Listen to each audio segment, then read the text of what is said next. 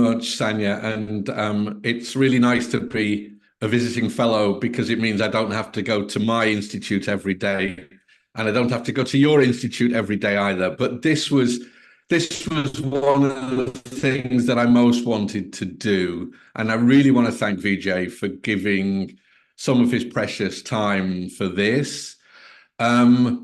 I'm tempted to say the new international economic order needs some introduction and Vijay needs no introduction, but maybe I'll just do a brief introduction for both.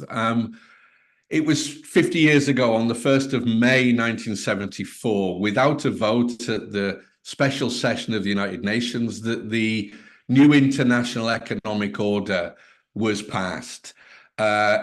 7 months later, the Convention on the Economic Rights and Duties of States was passed at the UN General Assembly. Now, both of those are extraordinarily important, even if I just quote like the preamble to the NIEO.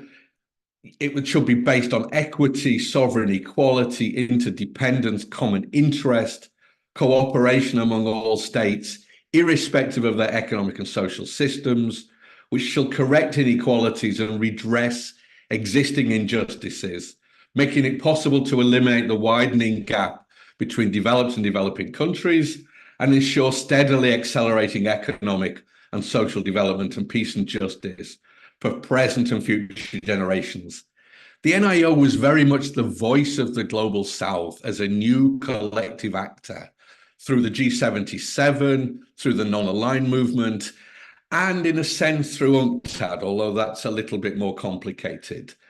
The NIO was clearly helped by actions of the Algerians and the OPEC states around the first oil price rise and limiting of supply. But together with CERDS, there's a real holistic set of demands here on trade, commodity pricing, debt relief, technology transfer, sovereignty over natural resources, and institutional reforms.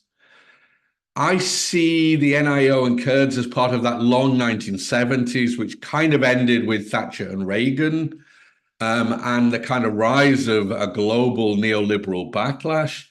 But for a long time, it was really the biggest kind of framing set of principles for an attempt to think through a new international order. And of course, radical critics of the current order, including Vijay, are referring increasingly to the need for a new international economic order. So today and tomorrow, we're having sessions which are about the anniversary, but of course are also about priorities for the contemporary. Tomorrow is a discussion with 4 researchers, but today is a focus on someone who is a researcher and an activist and an author, and for many of us, incredibly influential in terms of thinking about the global South and thinking about international order and disorder. Vijay Prashad is an Indian historian and journalist, the author of 40 books, including Washington Bullets, Red Star Over the Third World, The Darker Nations, The Poorer Nations, The Withdrawal, Iraq, Libya, Afghanistan, and the Fragility of US Power, the last one written with Noam Chomsky. He's the executive director of the Tricontinental Institute for Social Research, chief correspondent for Globetrotter, and the chief editor of Left Word Books. Vijay, thanks again. I know we only have an hour. What I'm going to do is kind of have a bit of a discussion with me, kind of asking 3 questions, which are really the beginning, the middle, and the end. They're a pretty linear temporality in a way. And then for at least the last 25 minutes, I want to really open it up to people in the audience for questions and discussions. Usual thing, if you can, mute yourself and turn off your camera, we'll save bandwidth.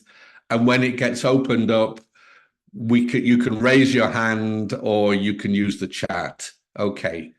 So let's start, Vijay. I mean, how far do you agree with me that the NIEO and CERDS were kind of high points of the struggle of the global South in the 1970s for kind of economic sovereignty, for the battle against neocolonialism? And what do you think? How far were these connections made between institutionalizing this in the UN and its agencies and kind of popular struggles or social mobilizations from below? So I suppose I'm asking both, how radical was the NIEO and what were the benefits and costs of kind of separating it a bit from popular struggles? Well, it's great to be here, and it's really important to talk about the new international economic order and the Charter for Economic and Social Demands. These are two very important parts of our history. But I like your question a lot. I mean, first, let's put the NIEO and CERDS in the context of a 20-year period of decolonization that starts after World War II and culminates, in a sense, in the 60s and 70s in these United Nations documents. So when the countries began to get their independence, it was pretty clear that the balance of forces was against them. You know, it's one thing to win what Fanon called flag independence, and it's another to actually have sovereignty over your economies. And we see a range of important texts written about this limitation. Perhaps the most underestimated of all these texts is the book written by the head of government of Ghana, Kwame Nkrumah, 1965, Neocolonialism, a book, by the way, that was reviewed by the Central Intelligence Agency of the United States government, and in fact, perhaps was one of the reasons why Mr. Nkrumah faced a coup d'etat the following year. It's the only book where the book review has led to a coup d'etat that I know of. So, you know, it's important that we understand that they understood the limitations of decolonization, that despite the fact that hundreds of millions of people in the formerly colonized world wanted to have some very expansive idea of freedom govern their lives, they were constrained by the structures of neocolonialism. Now, how to undo those structures was a serious debate and discussion. Now, why the United Nations? I think that's an important question you posed. So the United Nations, interestingly, from pretty early, from 1948, in fact, with the establishment of the Economic Commission of Latin America, then equally, the Economic Commission of Asia, based in Bangkok. Economic Commission of Latin America is in Santiago, just a short drive from where I'm sitting. And the third was the Economic Commission of Africa, which was established in 1958 in Addis Ababa. These three commissions set up by the United Nations were effectively a place to study the structures of neocolonialism, find a way to exit neocolonialism. In fact, the first director of ECLA, the Economic Commission of Latin America, Raul Prebisch, becomes the founding Secretary General of UNCTAD, the UN Conference on Trade and Development, 1964. So it's in this ensemble of United Nations institutions that a serious discussion takes place, technical and political, about how to deepen the decolonization agenda. And the states, you know, whether it's Algeria, as you mentioned, or India, with very different political tempos within these states, different political dynamics, different political commitments. Within these states, there were also discussions, but these states were not capable by themselves of dealing with the issue. For instance, let's go back to Ghana. Ghana, major producer of cocoa, not the only country that produces cocoa. So within the economic commissions and the UNCTAD, there was a debate and discussion about creating cartels. Well, they were all interested in cartels. The Thai government was interested in a cartel on rice. The Jamaican government was interested in a cartel on bauxite, the raw material for aluminum. And of course, the Venezuelans and Saudis were interested in a cartel on petroleum. OPEC was the only real cartel that emerged out of this debate about creating new structures. So that was the prehistory, in a sense, of the NIEO. What's very clear, Paul, and I think this is important for us to register, is that at the Algiers meeting of the non-aligned movement in 1973, there was the quote-unquote final discussion towards the UN vote the next year. But while they were meeting just outside Algiers, in a very beautiful conference hall in September of 1973. Now, when I say September 1973, some people who remember their ears perk up, because in September 1973, the president of Chile, Salvador Allende, couldn't come to the non-aligned meeting because he was very busy dealing with what becomes eventually on the 11th of September coup d'etat in Chile, puts paid to Chile's very considerable leadership in the UN institutions on the issue of a new international economic order, because Salvador Allende's Popular Unity government was fighting to build a cartel for copper, to get better pricing from multinational corporations for copper. The coup against the government of Allende in Chile was a coup against the third world. And by the time the NIEO passes in May of 1974 at the United Nations, in many ways, it was already moot. It already passed in a way as nostalgically. The passage of the NIEO was nostalgic by 1974. In a sense, it doesn't wait for Reagan to come to see the demise of this process. The demise of this process is in the bombing of the Moneda in Santiago in 1973. So the NIEO was a very important development to put on the table the structures of neocolonialism that these countries by themselves found it hard to overcome, which they tried to overcome collectively. But that process was fatally damaged with the attack not only on the government of Mr. Allende, but one by one, the death of Hori Boumediene in Algeria and so on, the push to militarize the world rather than create a humane economic order. So that really, Paul, is the beginning and end, in a way, in my opinion, of the NIEO. But again, to repeat that, when it passes in May of 1974, it doesn't pass in a futuristic way. It passes with a glance backward. It passes nostalgically. Thanks for that. I mean, so there's almost a hauntology here in a way that it's dead in the water before it's even born.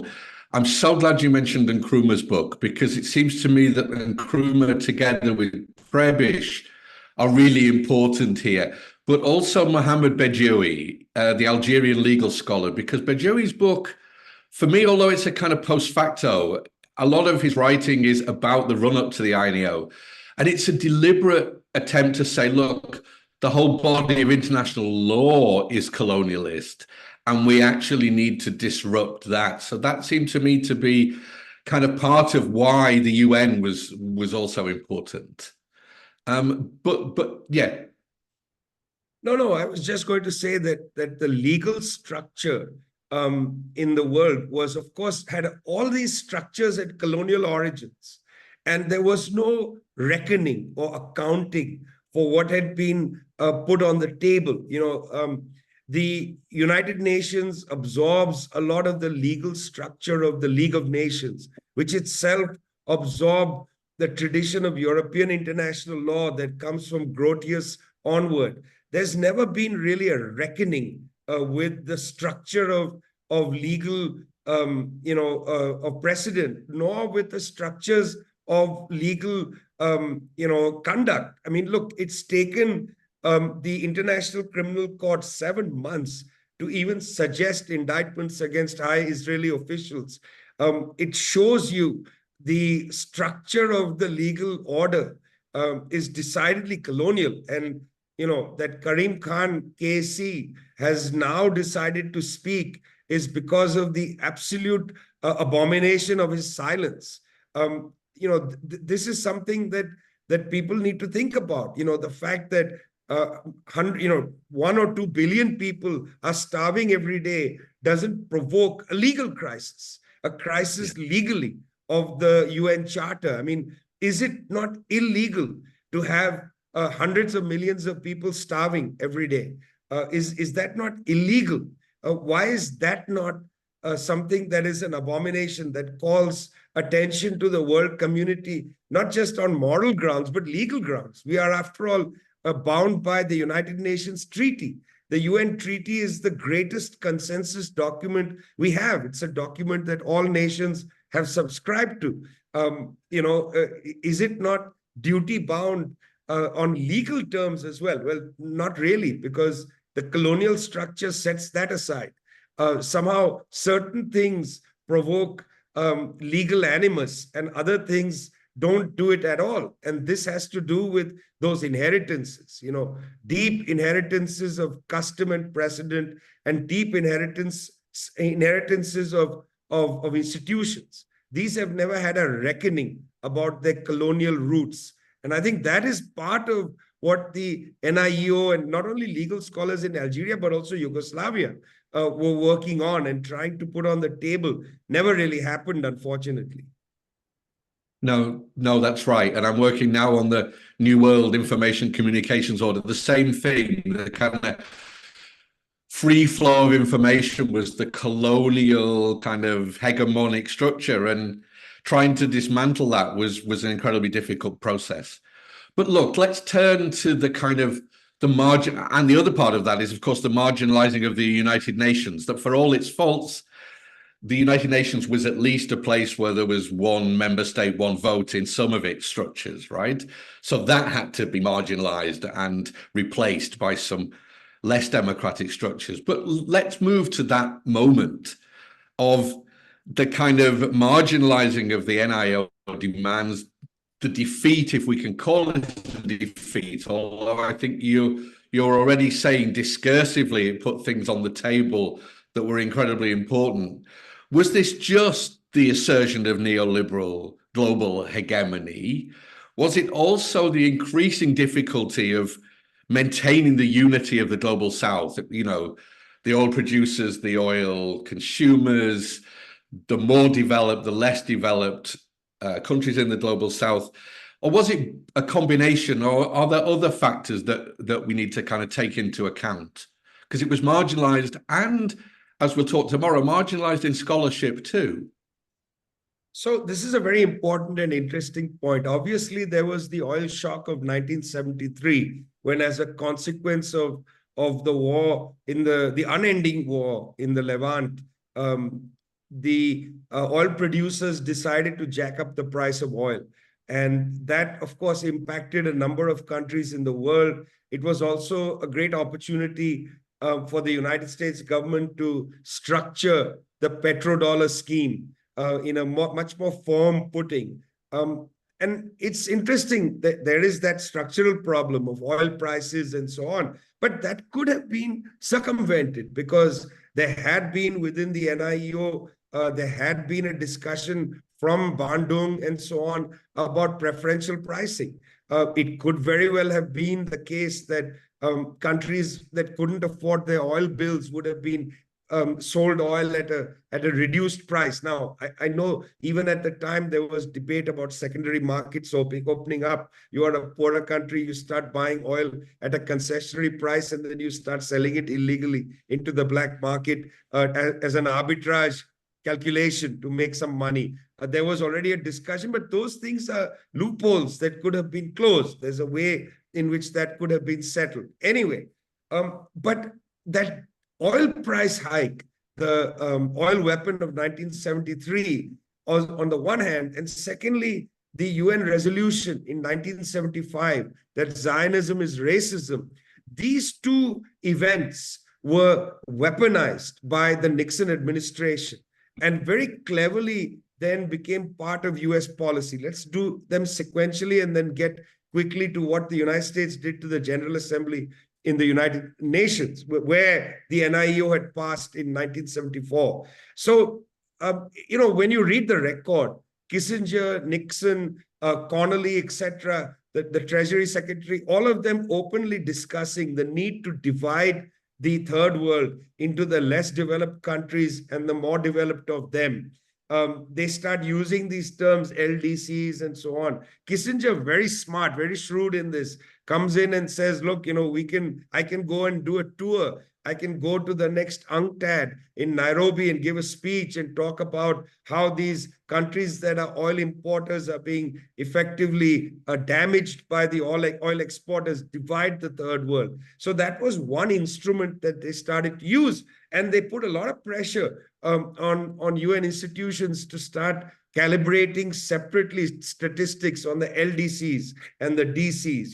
The less developed countries is, in fact, not a term of art that comes from within the UN system by economists who want to do some of this distinguishing, but it in fact comes from the Nixon White House, very keen to divide these countries politically. That's first. Secondly, 1975, when the resolution passes in the UN General Assembly on Zionism is a form of racism. In fact, if you go back and read the resolution, it's a pretty anodyne resolution. It talks about, Zionism as an ideology that impacts the people of Palestine, that, people have come from outside as settlers and taken the land and this, that, and the other. And there's a sense of superiority. I mean, today, if you read the statements from high officials of the Israeli government, those high officials of the Israeli government are just coming out and saying things that are proved by the UN resolution from 75. But the various institutions, the American Jewish Congress and so on, began to say that this resolution is anti-Semitic. And it's at this moment that the US government sends Daniel Patrick Moynihan as the ambassador to the UN to effectively undermine the General Assembly and to move all decision-making to the UN Security Council, where the United States government felt that alongside France and Britain, it had basically a grip on what would happen in this world order. And so Moynihan does exactly that. It's interesting when you read Moynihan's memoir of his time at the UN, the memoir is called A Dangerous Place. And the dangerous place is not the world, it's the UN General Assembly.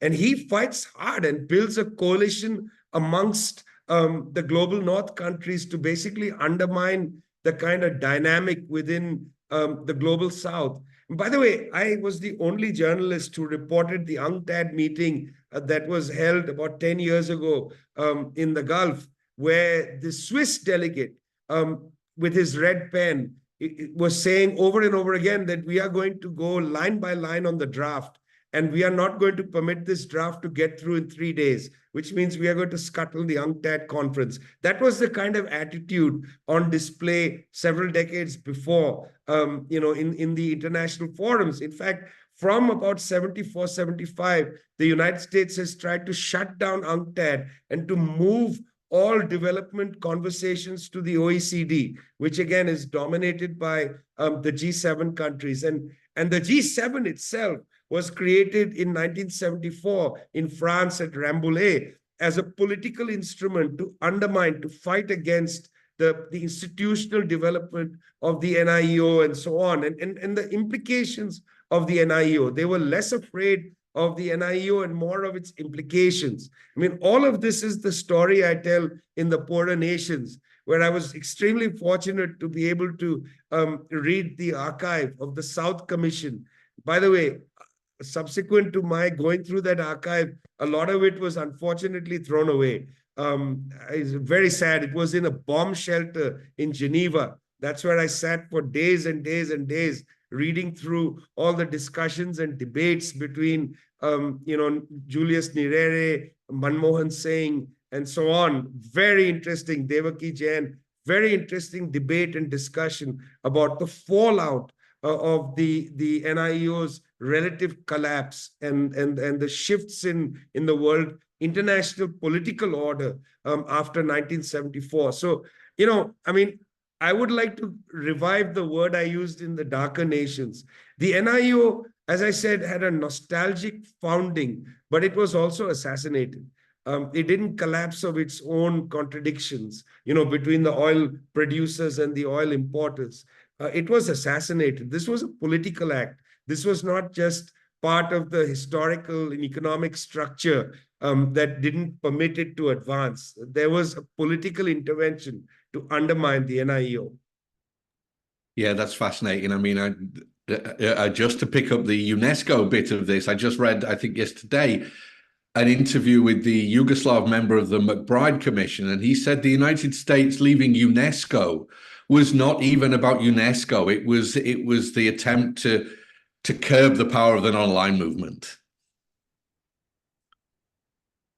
I mean, that's exactly what I feel. And the pressure campaigns against UN agencies has been quite firm ever since. The pressure campaign against UNESCO, UNICEF, and so on over the years has been quite firm. And they haven't let any quarter. There's UNESCO does a exhibit of art, and their funding disappears. I mean, they are all on a short leash. The way during this war in Gaza, the Western countries shut off funding for UNRWA, the Palestinian agency. These agencies are on a short leash, and the funding for them is minimal. I mean, it's extraordinary how the UN became, in a way, a controlled institution.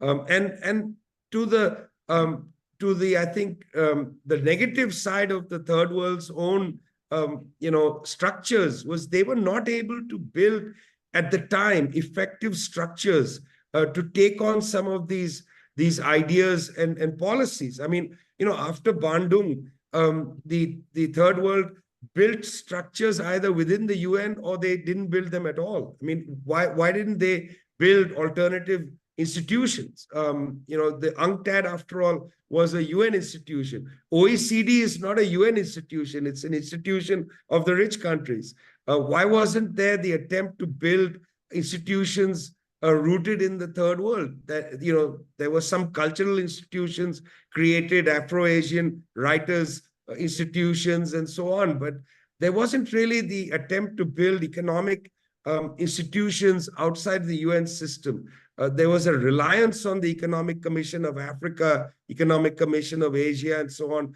but there wasn't any alternative constructed. And I think that is the difference between then and now.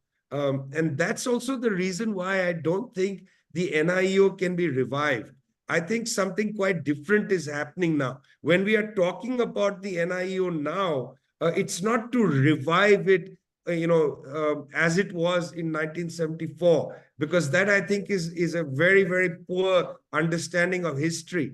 There are other developments that pick up the spirit of having a new order, but are not going to replicate the form that it took in the 1970s. So that is my last question. It really is. What are those new elements? And importantly, what forces might be able to bring some of that change about? Yeah, so, I mean, I think that one of the important forms to understand is that in the 1960s and 70s, there was a countervailing force to Western capitalism, and that was the USSR and for some time, the Chinese government, and the Chinese project alongside the USSR before the differences began to hit hard. But there was this countervailing force there, political force. Now, interestingly, this countervailing force, except the Yugoslavians, didn't play much of a role in the NIEO discussions and debates. They had a role in CERDS, in fighting over the question of the economic and social charter, partly because they didn't agree on the political rights question. They thought that was rooted in a kind of democratic liberalism. They had different opinion, and the West was unhappy with the economic and social charter. So in a way, the Soviet bloc, the socialist bloc, the so-called Second World, didn't play an enormous role in this. There was some role, but not enormous.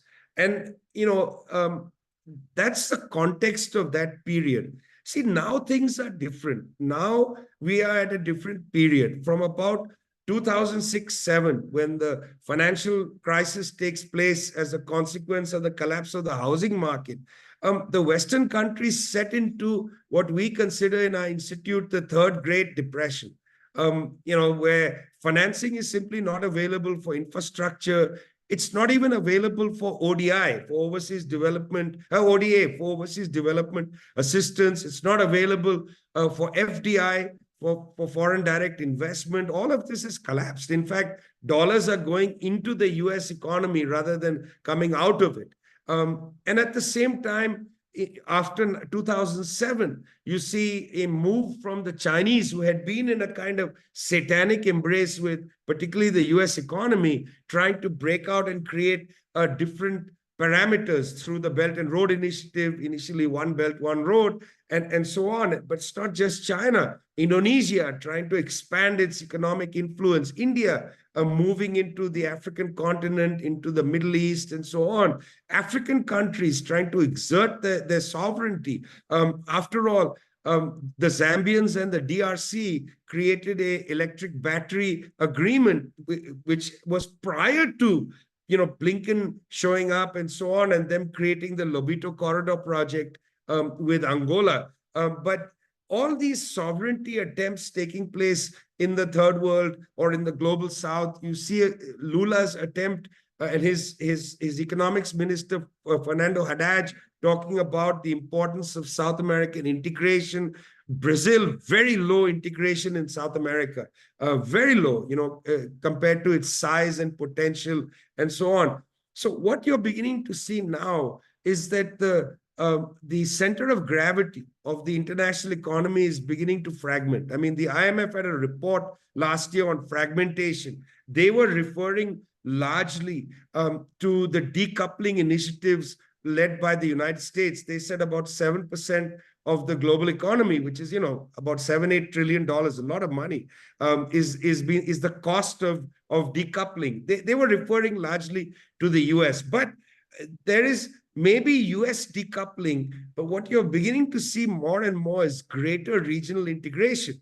RCEP, which is the regional economic project led by ASEAN, passed in Hanoi a couple of years ago. RCEP is the largest free trade area rooted around the Chinese economy. You're beginning to see more and more moves made by countries in Asia, creating more and more regional integration rather than along the value chain going to Germany or going to the United States. There's much more regional integration of the value chain, which is something different than was there in the 1950s, 60s, and 70s, where the value chain was from mine to factory in the global north. Now, the value chain is mine to factory within the South, and increasingly mine to factory to market in the South. It's not going through the North any longer. A lot of the value chains are moving basically within the South. Now, there are enormous hierarchies and there's enormous problems there. But in my view, I think the developments, which are transitional developments, such as RCEP or even the BRICS as a political project, the development of the new development bank, the regional contingency arrangements, and so on. We just at Tricontinental today released a volume of our journal, Wenhua Zhongheng, which is on de-dollarization. The opening essays by Pablo Noguera. Pablo Noguera was the deputy director of the new development bank in Shanghai. He was a high official of the Brazilian government, wrote a terrific book about the problems, the limitations of the BRICS and the new development bank. In my opinion, this regionalism, this building of commodity chains or the value chains within the South, these have created already a different kind of global economy in transition. So you're less in the situation of creating a NIEO pleading with the global North for a change in the economy, and you're actually seeing changes in the economy coming ahead of a legal architecture. So that, in fact, Blinken, one of the only correct things Blinken has been saying recently is that the international order is gone. That's true. And I don't mean the liberal international order of decision making, but the international order in the economy is not what it was. So in fact, now you have the political legal will have to follow the economic structural changes, whereas in the 1950s and 60s, there was a hope that the political legal argument would lead to economic and structural changes. So this is a reversal, in my opinion, and therefore calling for an NIEO is premature, because in fact, once the changes begin to make more and more sense, we have to study the changes precisely with great accuracy, not emotionally. You can't be yelling and screaming de-dollarization. It's not going to happen very quickly. It's a long process, but to study with great accuracy the changes which are already happening, a legal order will have to come afterwards that matches the changes. So there is a kind of political or historical materialist reversal that has taken place in the agenda of something like the NIEO. Brilliant. So a polycentric kind of set of economic changes that are impossible to accommodate in the existing kind of order. Yes, look, that you have given us so much and so much food for thought, I think. Look, we've got 20, 25 minutes, if we can beg your indulgence. And I do want to not dominate this. So people who are part of this, feel free to put your cameras back on and let's take some questions or some observations. The thing about Zoom is just like in real life, somebody has to go first.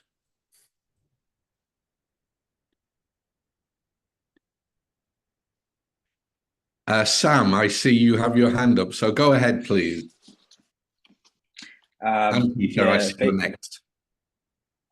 Vijay, I was just wondering about how you, looking back on your publications on this and statements over the years, whether you've noticed that your own opinions have changed, even going all the way back between poorer nations and, darker nations first and then poorer nations. Is there any sort of changes even in emphasis, and then compared to what you just said and what you've been saying recently? There are enormous, I hope there are enormous changes, Sam, because otherwise you're not trying to meet the dialectic as it swims around you, right? The worst thing for anybody with an intellectual life is obstinacy.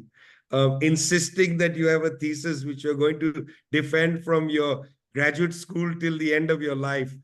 So of course there are changes, in my opinion. I think when I wrote The Darker Nations, I was actually interested in the absent period that I wanted to highlight. And the focus of that book was to try to suggest against what I thought was a great deal of scholarship, which was disparaging the national liberation movements and the attempts to overcome, the world system, which was stacked against these governments. Ghana is a great example of this. Here comes Nkrumah. He comes with a sincere agenda, industrialization, education, and so on, and just can't do it. He's couped within just a few years of building the state. And also within that, the temptations of one-party state power and so on. I wanted to cover that ground in that book. So the question of something like the NIEO was an afterthought, because it sort of appears, not as centrally as I would have liked it to, because there were so many things to cover, the political history, the cultural history, and so on. When I decided to write The Poorer Nations, the focus in a way was, what is the agenda of the third world after the collapse of the third world project? What's the new agenda? And for that, I was actually very much taken with the report produced by the South Commission, The Challenge of the South. And which is why I struggled to find where the archive was of the South Commission. I remember chasing up Yash Tandon and people at the South Center. And let me tell you something funny is that many people, even in the South Center, didn't realize you could go inside the elevator and go down into the bomb shelter, and all of the material was there, handwritten notes, cyclo-styled internal documents, fascinating discussion and debate about the period, let's call it, of early neoliberalism.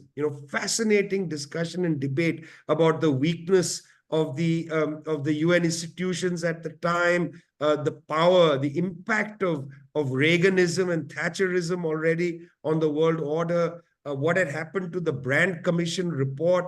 When there was a meeting in Cancun to discuss it, how Reagan just disparaged them all. The collapsing weight of the second world country, the rise of China, already interesting. Nererek travels to China, goes to Shenzhen, is fascinated by the fact that the Chinese can industrialize. How is this possible? We couldn't do it in Tanzania, and so on.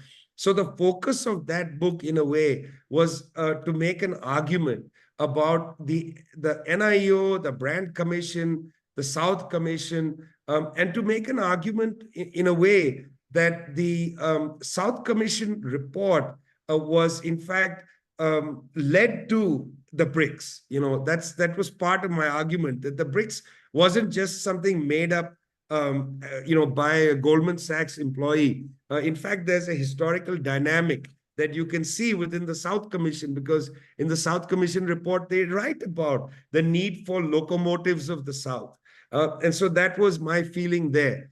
Now, over the years, as this regional economic dimension has appeared, it appears that something like a new project is going to come out of that.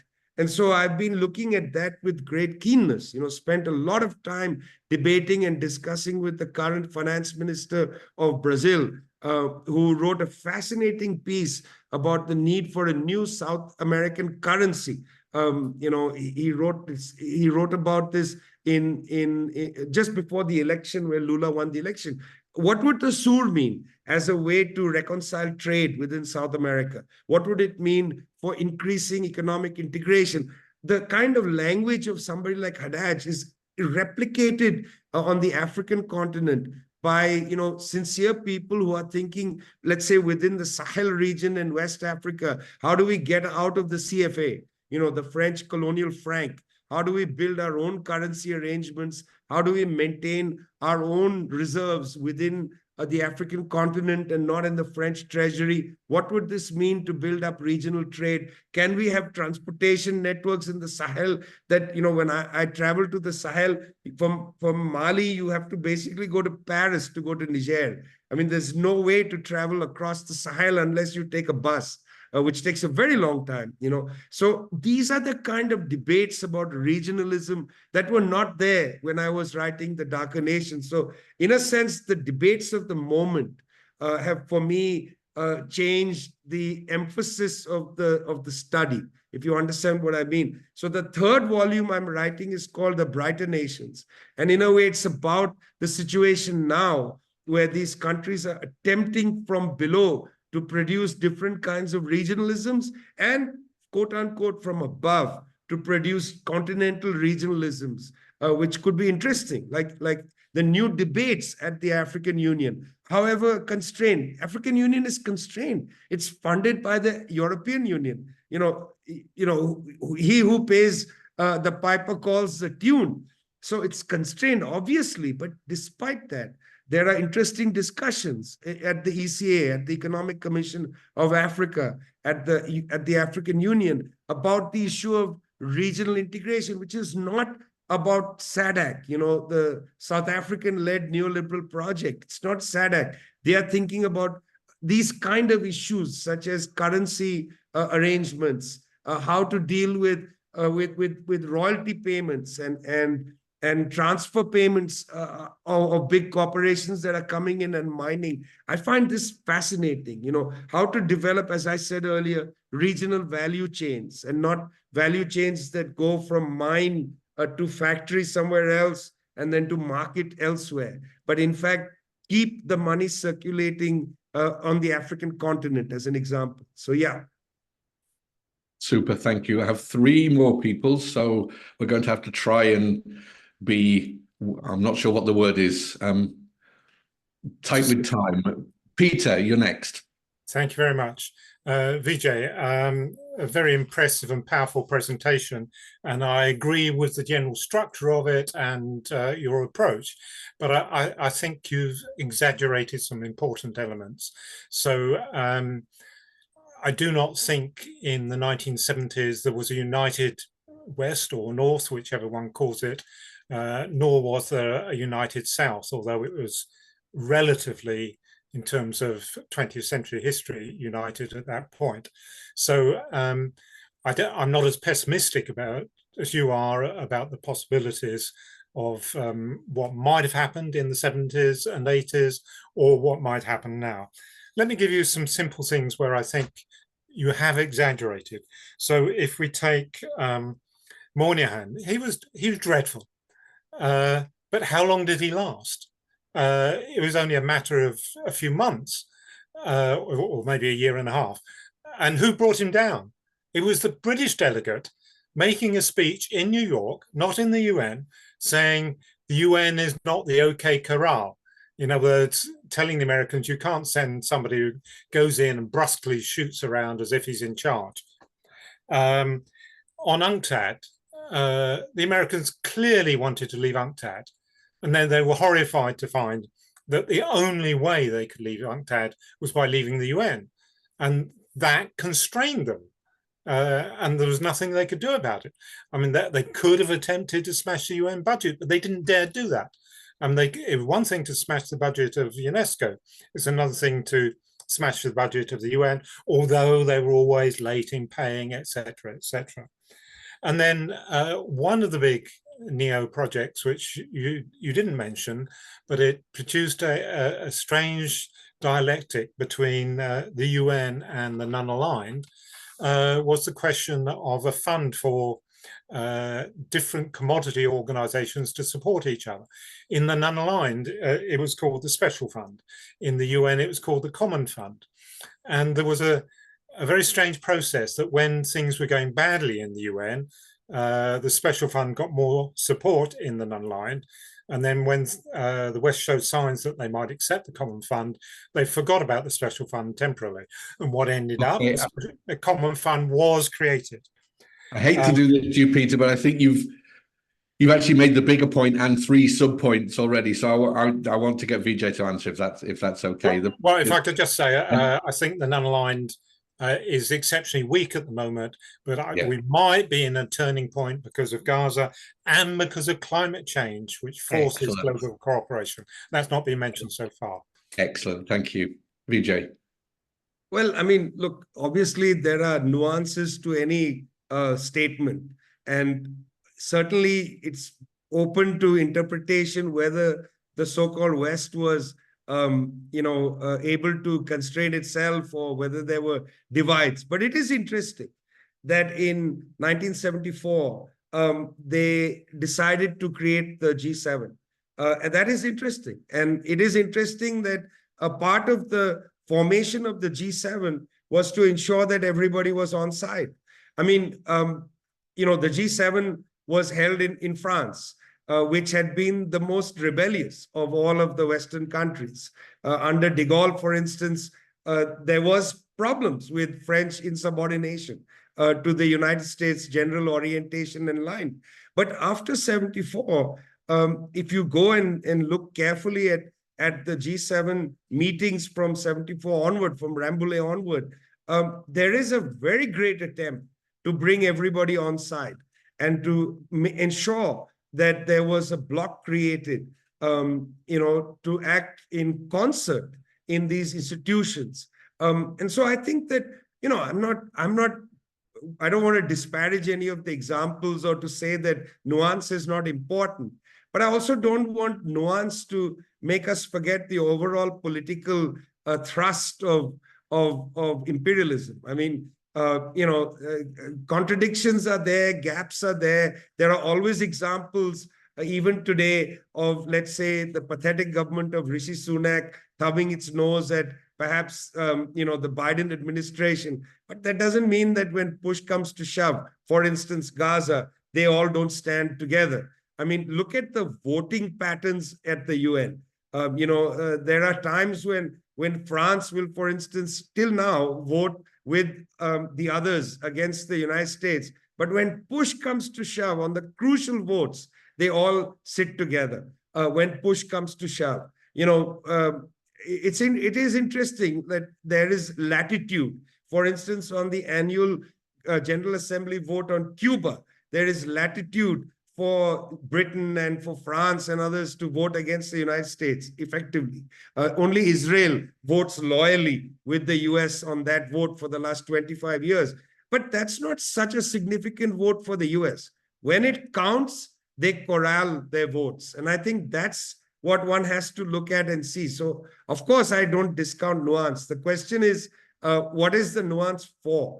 Is it, in fact, create a qualitatively different condition, or is it merely a quantity of gaps between the various powers? Because qualitatively, in my opinion, they do propose themselves, especially given the many examples we have over the course of the decades since the 70s. They propose themselves as a united bloc, and there's no qualitative shift, even though you can multiply the quantity of times when there are space for them to disagree and to have differences of opinion. But I, of course, value the importance of nuance in any analysis. Okay, super. Thank you. Vijay, there's one that came just to me in the chat. I think I've sent it to you, but I'll read it out. It's from Artan Mustafa, who's a social policy scholar from Kosovo. To continue on one of the points raised by Vijay, i.e., why is poverty not illegal and so on, was there something, a sort of clear proposed legal structure or design on social protection via the NIEO and similar initiatives of the time? He also asked a sub-question about whether the European Pillar of Social Rights is part of the colonial framework and tradition, and I would say yes. So I think concentrate on the first one. Was there social rights in the NIEO, Vijay? Well, I'm glad you said that about the pillar, because I really don't know anything about it. So I'll leave it to the Europeans among you to dispute that one.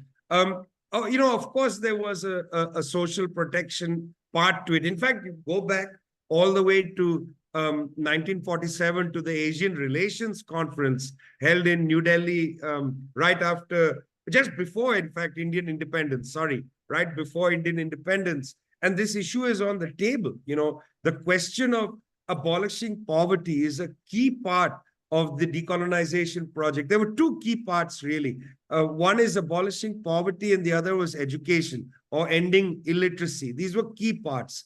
Industrialization and so on follows as a tactic to help build up the growth and so on of a society. But ending illiteracy and ending poverty were very much key parts. And this was very much in the discussion. But I would like to say that there is an aspect of the NIEO in particular, but then subsequent discussions and debates about these issues that we should very much focus our attention on now, which is that the question of social care was never foregrounded as key, and that's part of the masculinism of that era. That these guys were not thinking about who is taking care of the children and who is educating the people and who has to walk 5 kilometers to get water. There was a masculinist optic in a lot of the policy frameworks and the kind of the practical things that were there. Let's admit that, let's deal with it, let's learn that lesson. And that when we think now about new regionalisms and so on, we don't neglect the question of social care, but put it front and center. Illiteracy is an abomination. Poverty is an abomination, but these are also gendered matters, particularly poverty. The impact of poverty is enormously gendered. So this has to be at the forefront of our discussions. It's not an additive. It's right there in the middle. So yes, social protection was there in the discussion, but because of the nature of the kind of discourse at the time, which was highly masculinist, it wasn't foregrounded as it should have been and should be now. Excellent. Yeah, I'm trying to write the chapter on social rights. I think the other bit of that is the kind of basic needs framework, which the World Bank came in with, but that again has to be for another time. Look, I have a suspicion that the last question might link with what you just said. I'm delighted that Chiara, who is joining the panel tomorrow, can ask the last question. Go ahead, Chiara. Yes, you indeed mentioned the issue of gender, and you mentioned the contribution of the Vijay to the South Commission, and also as an historian, I felt really bad when you said those archives are lost, but I was wondering, could you say something about maybe other figures, especially from the Indian context or other contexts that were female figures that were important in this dialogue, and if there is any archive or any other institution where we could look for those contributions. Thank you so much. Well, Devaki Jain is alive and well, so you should fly to Delhi, and she's written a memoir, and she's a delightful person. And I've spent a lot of time with her. I used to work at a media organization where her son was a journalist, and her partner was one of the people who created the Asian Relations Conference of 1947. It was a very interesting family. I would highly recommend. It's interesting. India is an interesting case because right after 1947, almost all the high officials sent to the United Nations from India were all women. Whether it's Vijay Lakshmi Pandit or it's Hansa Mehta, they were all women at the UN. At the UN Human Rights Council, the ambassador was a woman. At the United Nations in New York itself, and so on. And they were very much seized of some of these issues. Hansa Mehta in particular at the Human Rights Council. It's interesting. I don't know if people know this, but the declaration, Human Rights Declaration, was going to be called the Declaration of the Rights of Man after the French Revolution. And it was these women, many of them from India, that insisted it be a Human Rights Declaration and not Declaration of the Rights of Man, because they said, come on, it's not anymore. And I think those histories need to be really recovered. Now, you asked a very important question, which in general, I think is an embarrassment for all of us, which is the question of archives. It's an embarrassment. I mean, from the 1940s, our governments have simply not properly archived material and simply not allowed the archives to be open. Individuals have not saved their materials. There are very few individual archives. Like, where is the archive of Hansa Mehta? Where are her papers, her diaries, her this, her that? It's very hard to write a biography. The very great economist Ashok Mitra, who was one of the first economists at the Economic Commission of Asia. Where is Ashok Da's papers? I saw him toward the end of his life in Calcutta in his apartment. I saw the things that were there, and I was crying. Who's going to archive this? Krishna Swami, I think, who worked at UNGTAD, he sent me his papers. I have a box with his papers, his notes. He was a senior advisor to Prebisch. It's sitting with me. Where is the archive? I asked UNGTAD. I asked, what was his name from Thailand, who was the Secretary General. I went to see him a few years ago. I said, UNGTAD needs a better archive, not only of its institutional documents, but the personal papers of people who worked at UNGTAD should also be in Geneva. And, they don't have any concept of that, because what they have collected are the institutional documents, right? Not the personal papers of, say, Prebisch and others.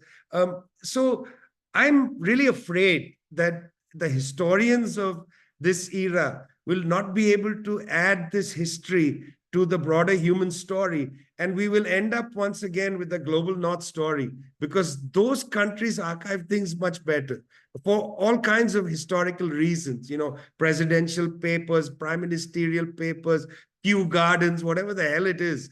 It's much better archived. And as you know, archiving tells the story. The South Commission archive is a case in point.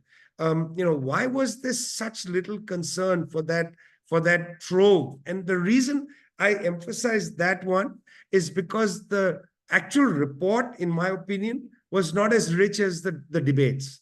The report is okay. It's a little wooden, Imagine giving a student the challenge of the South, to read. They would read that and go, oh my God, this is so boring, long sections on things that now seem gone. But if you gave them the debate between the Cubans and the Indians on some of these issues, or the debate around what's happening in Shenzhen, so interesting. Nyerere goes, comes back, writes a report. The report is circulated. People have their inputs. All of that stuff was in that archive. Now, God knows how much of it remains. A lot of it was thrown out. In fact, I think the South Center might have moved or was planning to move, and that was part of the problem. So, I just want to put it for people that it's very important if you're interviewing people to ask them even, do you have your papers? What are you doing with them? And like I collected papers of some individual. I have 2 boxes of my notes of the South Commission's archive. People are welcome to come to Santiago and read them. But I don't know where to put them. Put them in the ECLA? I don't know, but you're welcome to use them. Yeah. Yeah, your kitchen's going to be very busy, Vijay. Look, I think we've exhausted our time, and I want to kind of just say 3 things before handing back to Sanya. The first is really, again, Vijay, thanks so much for taking time to do this. As ever, it's an absolute pleasure, and you're both incredibly kind of generous with your time and with your ideas, and we thank you greatly for this. The second is, please, people, don't forget that tomorrow at 10 o'clock Central European time, there is a panel discussion on research on the NIEO, including Chiara Bonfiglioli, who will talk about her current work, no doubt, on women figures in the non-aligned movement, joined by Anna Calori, Matthew Mabafam, and Sam Nichols, who are here. The third is to thank you all for coming and for your questions. I do think this anniversary is not over, and I think that the issue of the NIEO and the Convention on the Economic Rights and Duties of States are vehicles where we can have really very important discussions and dialogues about what's going on now and some possible ways forward. So thanks very much, and I'll hand back to finish to Sanya. Paul, thank you very much. And Vijay, I'm so grateful, especially for the fact that it's such you condensed in an hour so much. And I'm very much looking forward to tomorrow's panel, and actually invite you to work with us. There's a lot of things that we can do together. Thank you, and have a nice afternoon, and for you, have a nice day. Thank you. Goodbye.